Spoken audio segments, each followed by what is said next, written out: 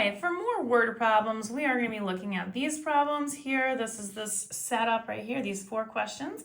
I did some more word problems over here. That's in another video, so make sure you look for those in the GED playlist on my YouTube, Instagram, and TikTok at U1 Algebra. And let's get started. So we have this chart of information. These are some prices that are available for us as far as manicures, pedicures, makeovers, all that good stuff. So Joyce owns a beauty salon and she's posted the following information on her salon. So we're asked to just find out, first off, how many minutes will it take Joyce to give 3 pedicures? So in this case, we're going to look at the minutes portion, which would be this category right here. And if she's going to give 3 pedicures and her pedicures are 30 minutes a piece and she's going to give 3 of them, we can do a quick multiplication. 30 minutes times 3 of them is going to give you 90. So the correct answer would be D, 90 minutes.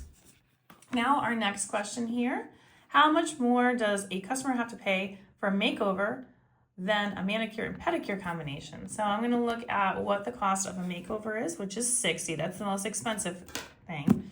So if we're looking for more, we're going to do subtraction. So $60, we're going to subtract whatever it costs for a pedicure and a manicure, which is right here, and that is $35. So we'll subtract 35 and we get a $25 difference between the two. So C would be the correct answer for this problem. All right, now these two are going to be open-ended questions. So we take a look at the next one. It says that Brandon is planning his part in a local community garden and he is calculating that he can plant 6 seedlings per row and the garden allows for 7 rows for each gardener. What is the maximum number of seedlings that he can plant? Well, if 6 are going in each row and he can do a maximum of 7, we're going to do 6 times 7. Again, we shouldn't need a calculator, but in case we do, 6 times 7 would make 42 seedlings. So the answer here with that would be 42.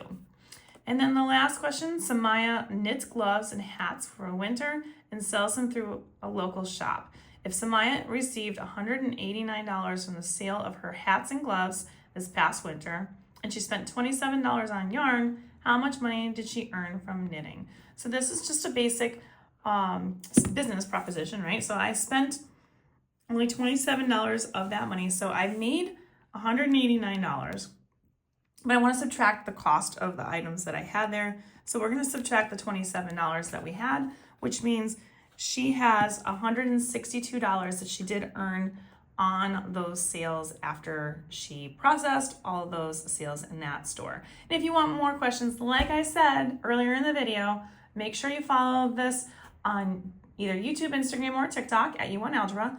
All these are going to be located in my GED playlist. And don't forget, make sure you like, share, and follow me for more.